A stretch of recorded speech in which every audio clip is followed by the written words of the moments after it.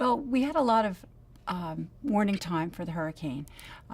We knew for a week that a hurricane was coming, so we were able to use all of our resources that we could. We're a links agency, which means we are a health alert network agency, and we have over 100 groups, different categories that we send messages out. We also have a website at the Ocean County Health Department. So we were able to use our website to get information out, and some of the information that we got out ahead of time was storm preparedness, food and water safety during a power outage, food and water safety during a flood, how to keep your medical devices and equipment safe during, during a storm. We had a lot of people that work here that were affected, that lost their homes during the storm also, but we were able to communicate with our local radio stations and keep them updated on things that they needed to know also. Another way that we were able to get out messages, we always had somebody stationed at the Office of Emergency Management at the Emergency Operations Center, and people, residents can call into OEM office or the Office of Emergency Management, and they have different people there. They have the health department, they have the Red Cross, they have senior services, they have social services. So we were able to answer questions that way also.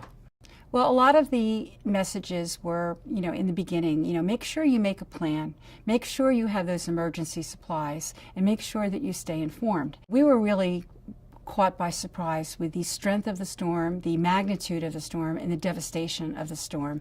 People that live in certain areas of Toms River that don't even live on the water woke up in the middle of the night with water coming through their house. So, even with evacuation orders and people leaving the barrier islands, our inland areas were hit extremely hard also. The storm hit us on Monday. Our staff on Saturday and Sunday were on the phone all day talking about what we were going to do. We need to get the medical needs trailer over to one of the high schools where a shelter was going to be set up.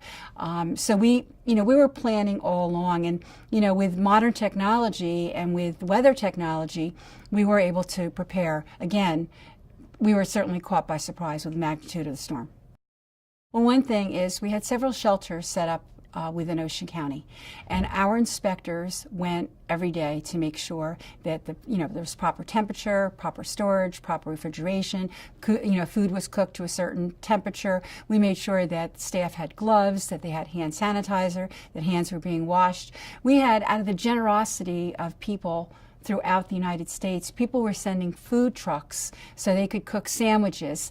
And it was, I received an invitation one day, come get a pulled pork sandwich. And I said, wow, did we inspect that truck? So we were sending people out at the last minute. And our staff was available 24 hours a day. We were very, very fortunate at the health department to have such devoted staff. The last thing when you're going through a storm and you're going through such hardships as a lot of our residents did is to have a foodborne illness on top of that.